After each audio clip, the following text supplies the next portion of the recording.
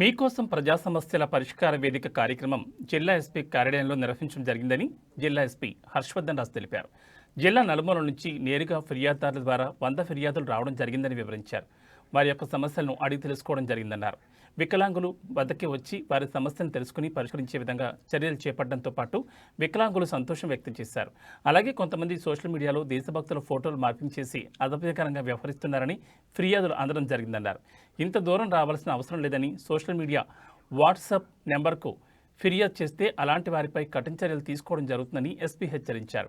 మహిళలు, వృద్ధులు ఫిర్యాదులకు మొదటి ప్రాధాన్యతనిస్తూ సత్వరమే సమగ్ర విచారణ జరిపి వారి సమస్యలను పరిష్కరిస్తామని పేర్కొన్నారు.